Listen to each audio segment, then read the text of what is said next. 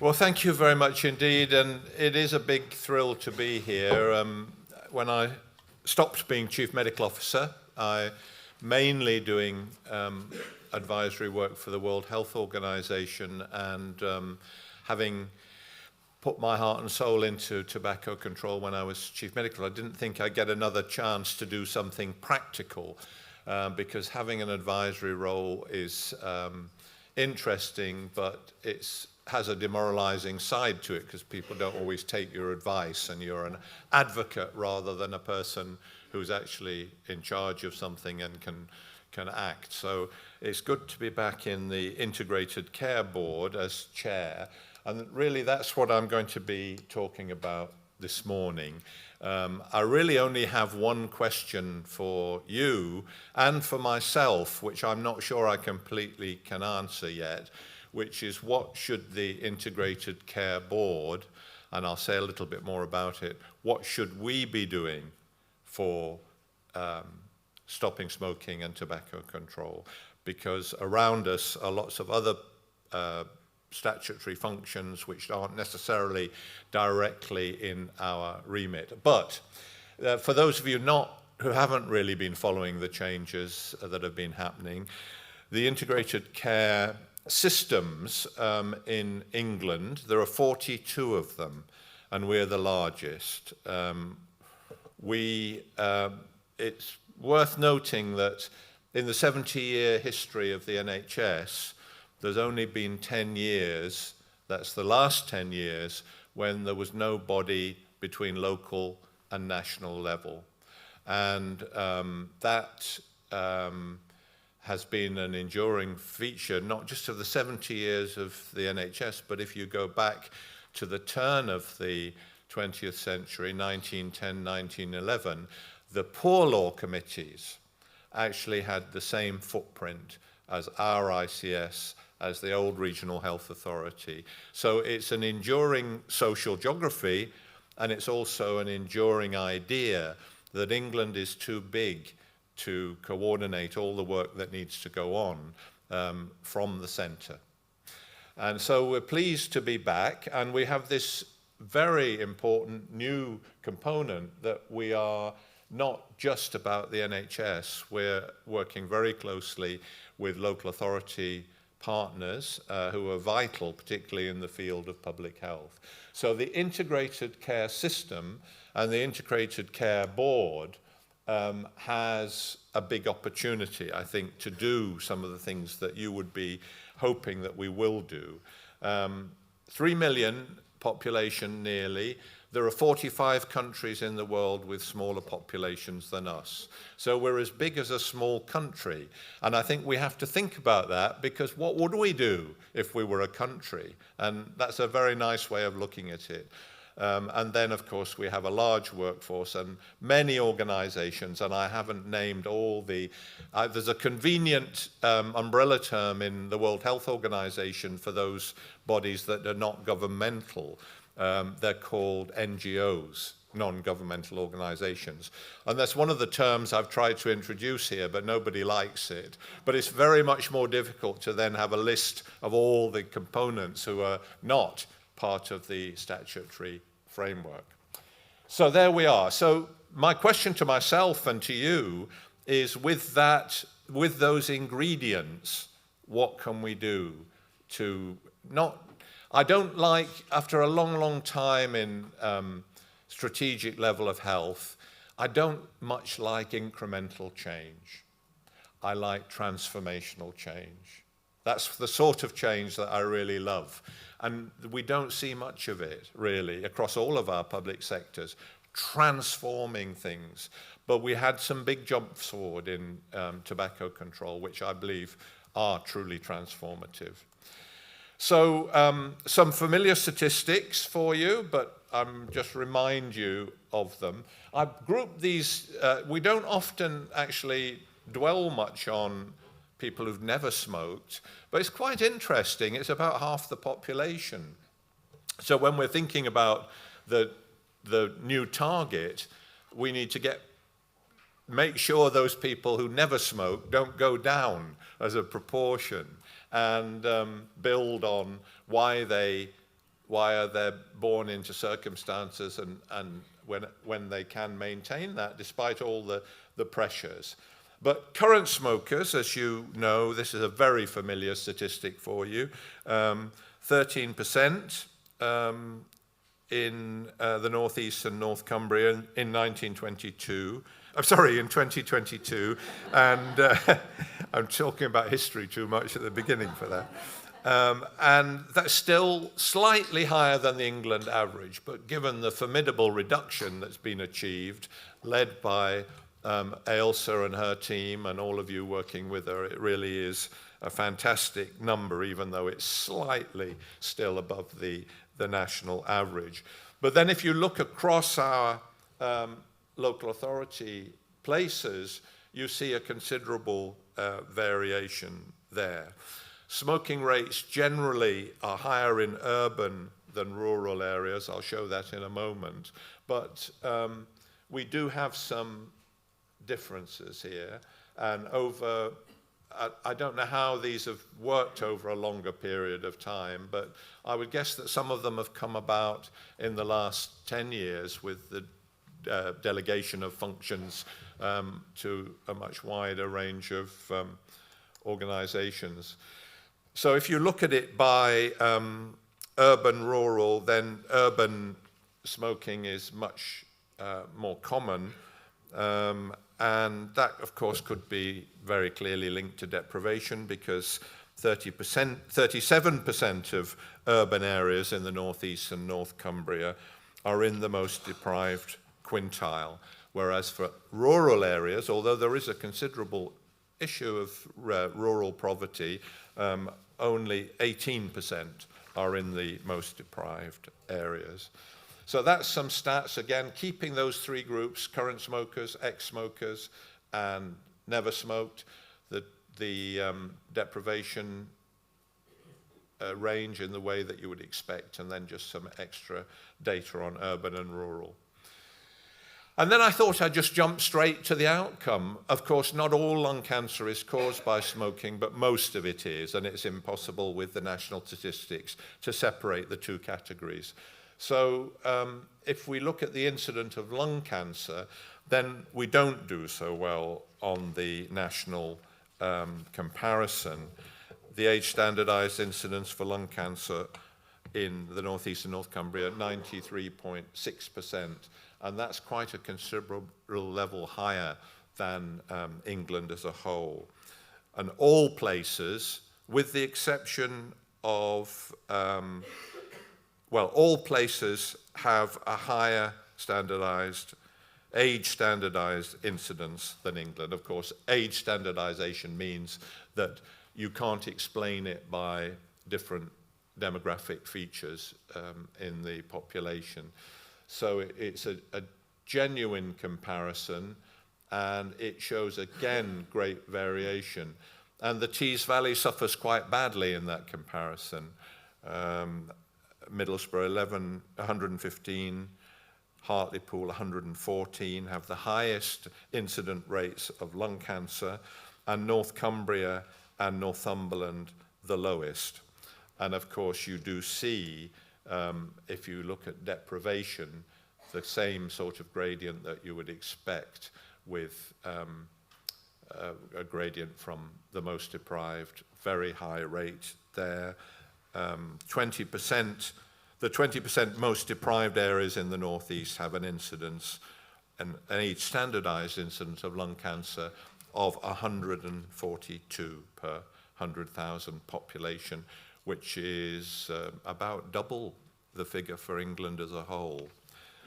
And then I asked, I haven't looked at this before, but I asked for data on metastatic lung cancer.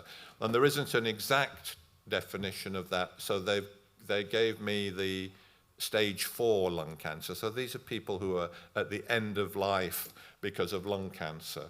And if you look at the rates for metastatic lung cancer, the age standardized rate for our integrated care system is 40%. per 100,000, and again higher than England. And if you look down at the figures, you also see Middlesbrough 49, Darlington 51 with the highest rate. So the Tees Valley, again, very, very badly affected.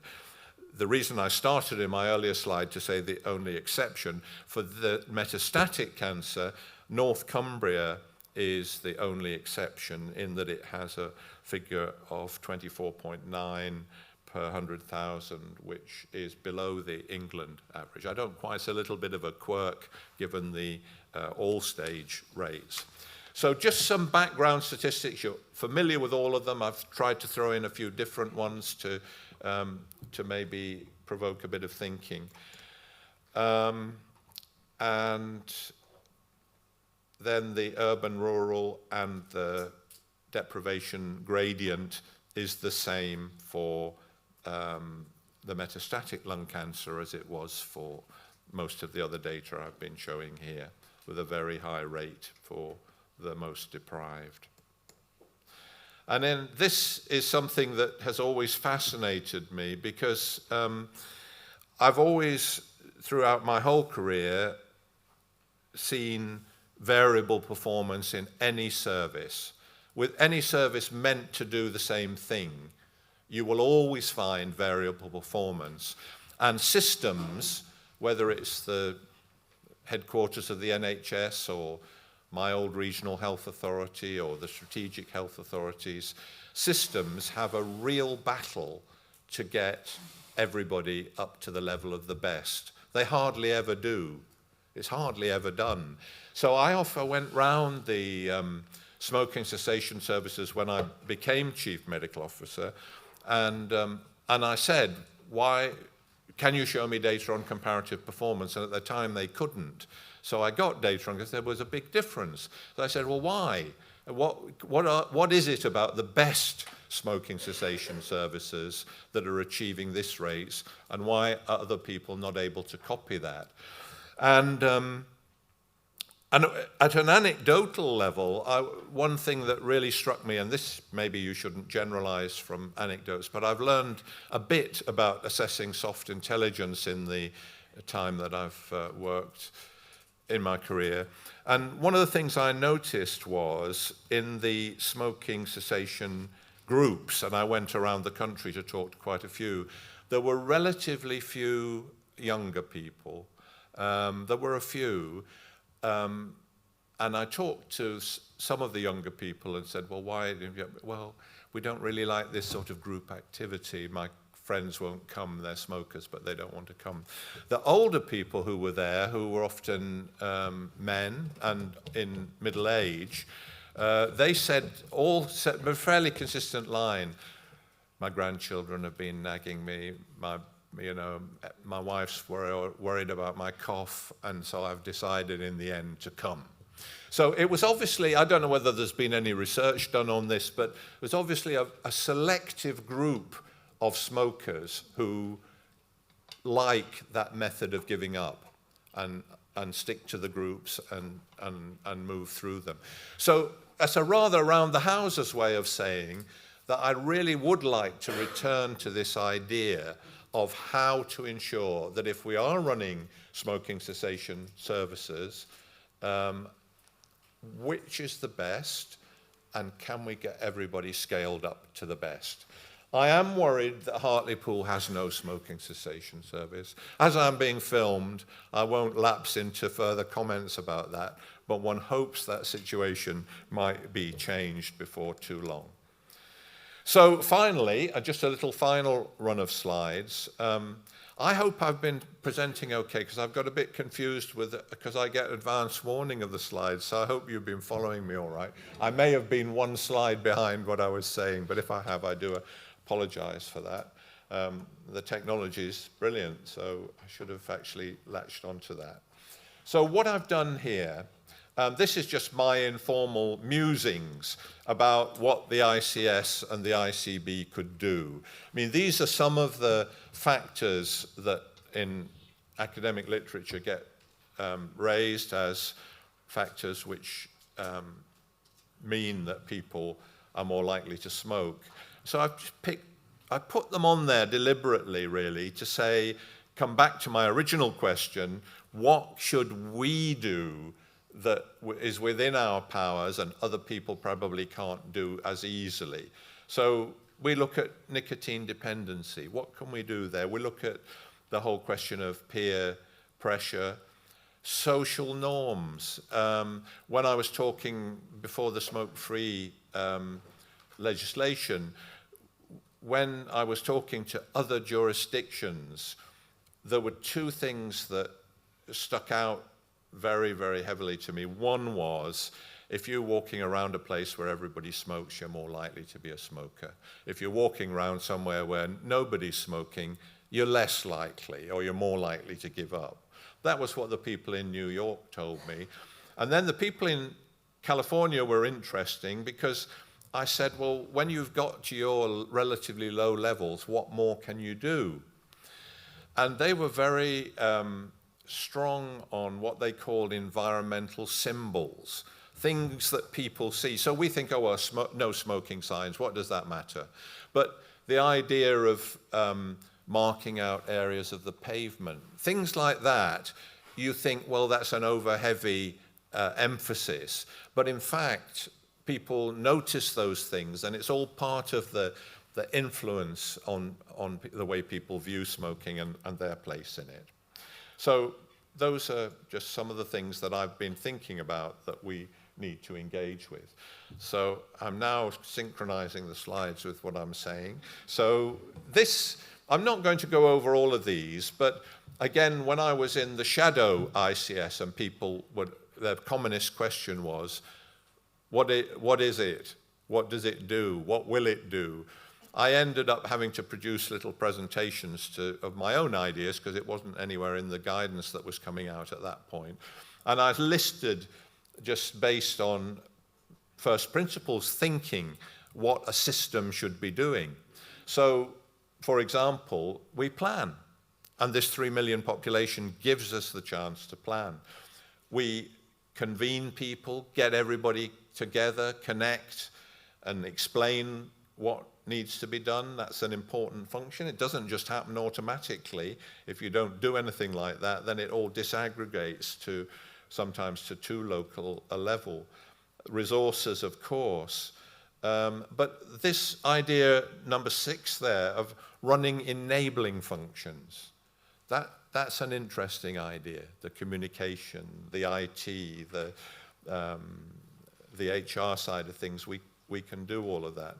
Monitoring and evaluation, and the one I'm fondest of, number 10, just talking to people and getting into a position where we really understand what the hot buttons are that influence people and make them likely to change.